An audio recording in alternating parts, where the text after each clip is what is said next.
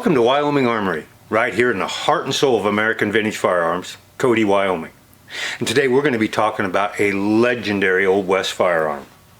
Of course, the gun that won the West, the Winchester 1873.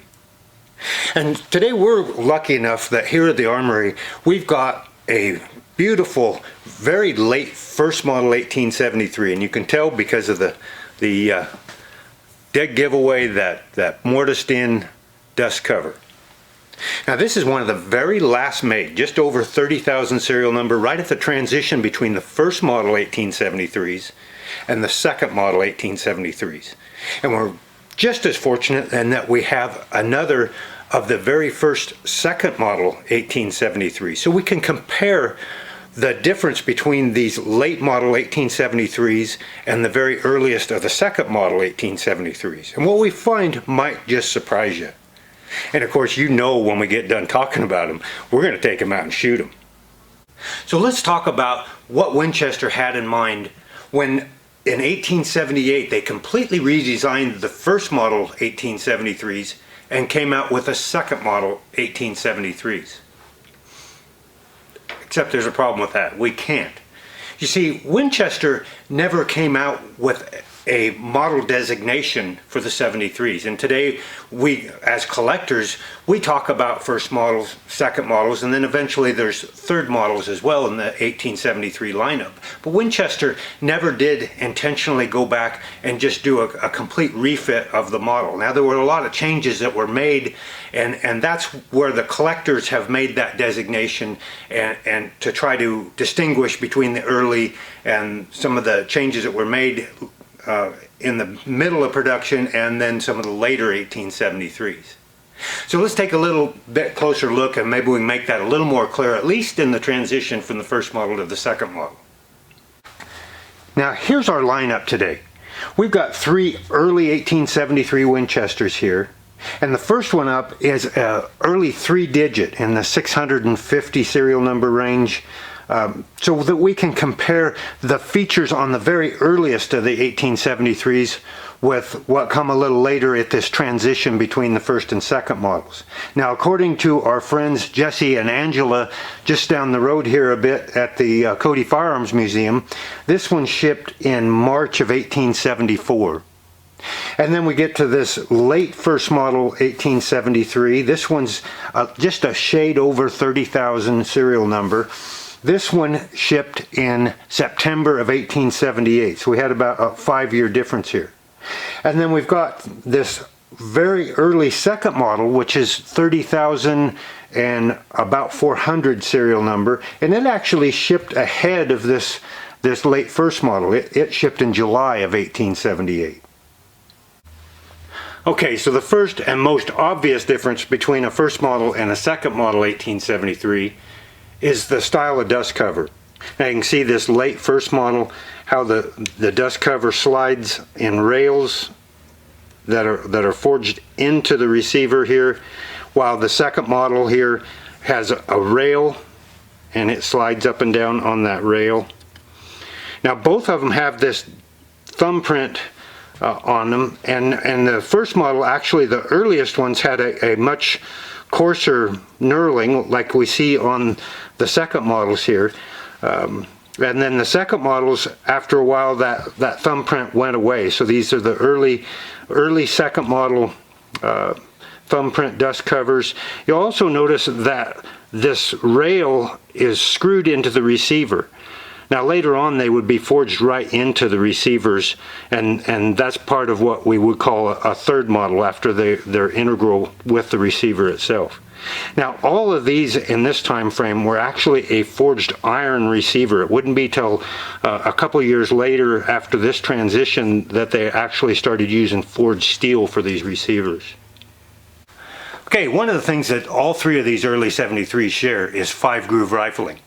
It's kind of a carryover from the Henrys and the 1866s, that the 73s in the early stages had 5-groove rifling as well.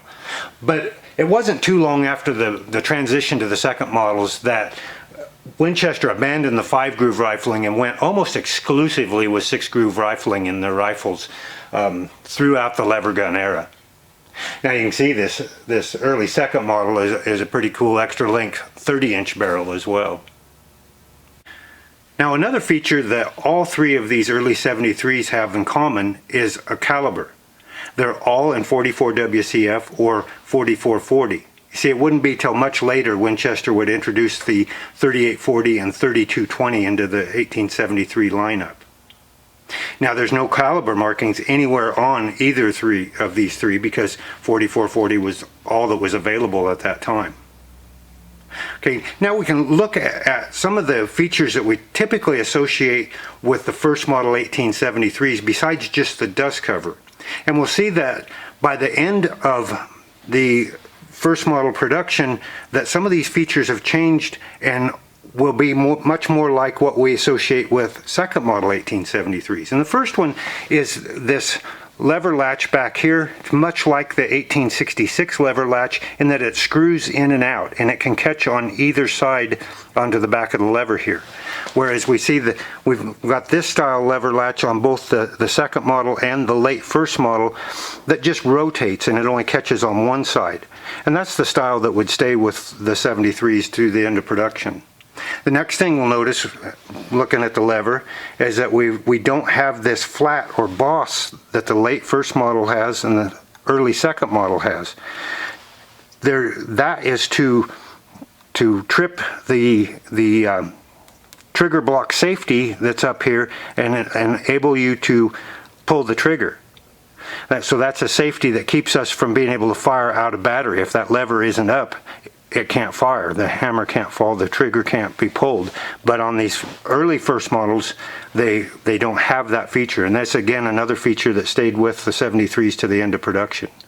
So we can see while the dust cover stayed the same, a lot of the features we're seeing now in this late first model 73 are actually what we would associate more with second model 1873s. And the next one is our trigger pin.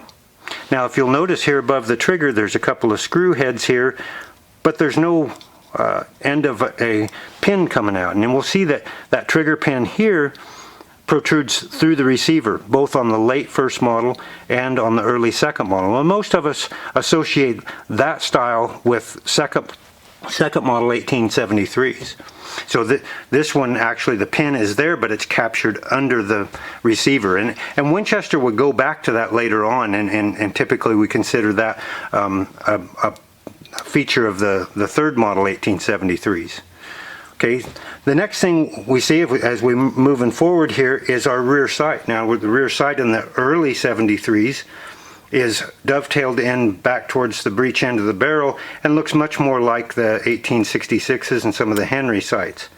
And we see now with the late first model looks very similar to our early second model in that we've got a kind of a sporting rear sight that's dovetailed in quite a bit further forward. Now there's another feature that all three of these 73s share that we typically think of as a first model feature, and that's the mag tube plug. You see, on a first model they have a threaded plug and the end of the mag tube itself is threaded and that plug screws in. Now it's present on all three of these, even through the transition into second model. And sometime during the production of the second model 73s, they changed and went to a non-threaded plug that went into the end of the magazine tube, and then a screw held that in place that came in from the bottom of the magazine tube. Now there are some other subtle differences. These two transition models, the screw that holds the spring in for this trapdoor butt plate screws in from the outside. The earliest, it screwed in from the inside. There are some changes that come along in the way they are stamped, in some of the metallurgy, some of the internal parts. But when we see this transition and these two rifles being so close together right at that transition, give us a glimpse into it. The change that they made between first models and second models, and the difference between these two, other than we've got a longer barrel on one of them, which is just a special order feature, is the dust cover only. Everything else is built identically on these. So we can see that Winchester didn't go back and redesign the 1873 and make a new model out of it. there were changes that went on over a long period of time throughout the production of the 73s. This one, you know, it made a rather dramatic difference in appearance, those dust covers, and so we call one a first model and one a second model. But really this late first model shares more and has more in common with this early second model than it does with that 3-digit 73 when you really look them over. So anyway, we've spent a lot of time kind of going over these with a fine-tooth comb, and I've enjoyed it, but now I'm ready to take them out and do some shooting. So let's head on up to the range and see how these old girls will shoot. Now these 1873s with the early 5-groove barrels are just notorious for having oversized bores. Even ones like this one, we've got some worn rifling in here, but really much better bore than typically you would see with a early first model gun. But the problem is, if you shoot standard today's cowboy action or factory loads that are the bullet diameter 427, 428, they're not going to shoot worth a darn. But today I've loaded up some black powder 431 diameter soft lead bullets with a hollow base. So we're wanting to punch that bullet up. This bore slugs out at about 431, and that's the size bullet we've got here.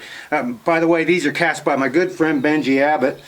He sent me a pile of these, and they've shot really well out of some other old Winchesters, so we're going to give them a try today. We'll shoot 3 and just see how that goes. Typically, you know, like I say, with a factory 427, 428, they're kind of all over the place. So we're hoping for a little better accuracy out of this one today. And besides, just couldn't let this one go without giving an opportunity to shoot it. Oh, cycles really nicely. Okay, here we go.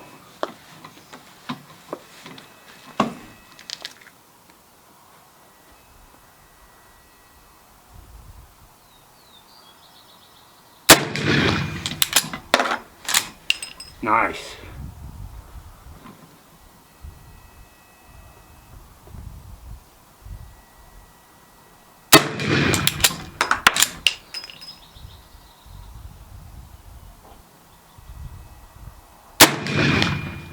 Okay, we'll see how we did.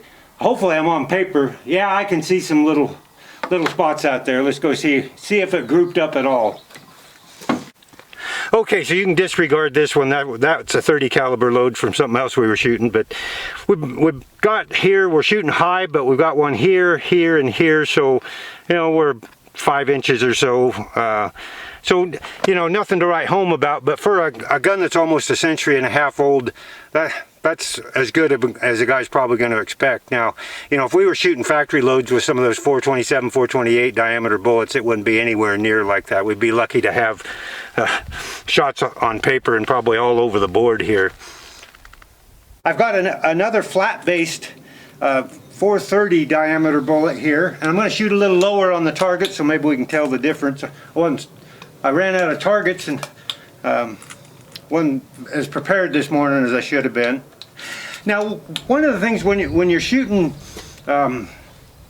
these loads in these old guns, a lot of what you'll get from factory bullet casters is a hard cast heeled base bullet, and that's really just terrible for these guns. That hard lead doesn't bump up and fill those grooves.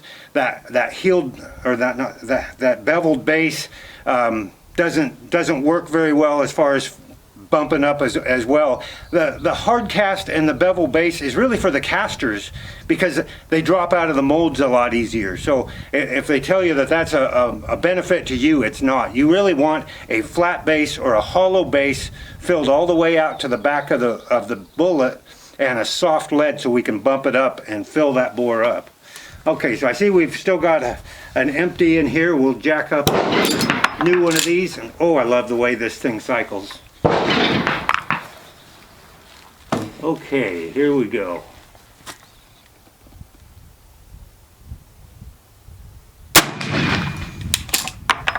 Okay, I see that one level and off to the left.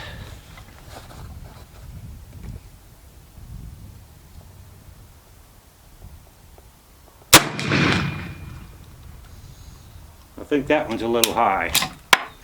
Okay, one more shot and then we'll take her home and start cleaning.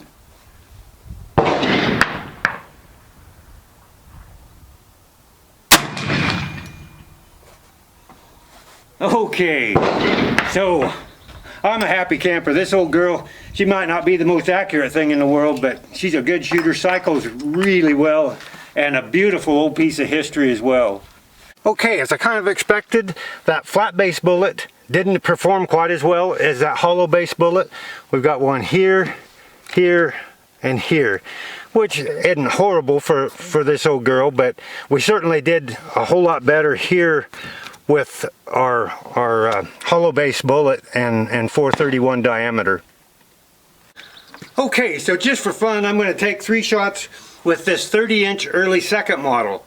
And we're going to use some smokeless rounds here so we don't have to clean up the black powder residue. But basically this is just a function test because I had to do some work to this rifle. It was missing some parts when I got it, particularly some of the set trigger parts that I had to make myself. So it functions on the bench just right, but we'll see if it functions out in the field now.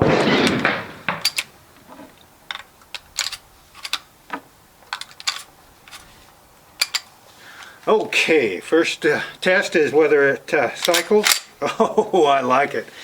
We'll shoot a couple of them just with the regular trigger, or the set not set up.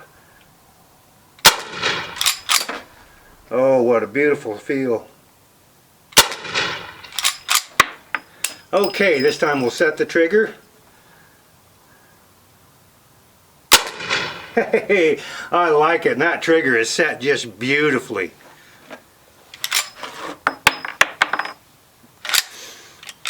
Well, thanks for joining us today. This has been a blast for me, taking a look at these 2 real early 1873s and then getting a chance to take them out and shoot them.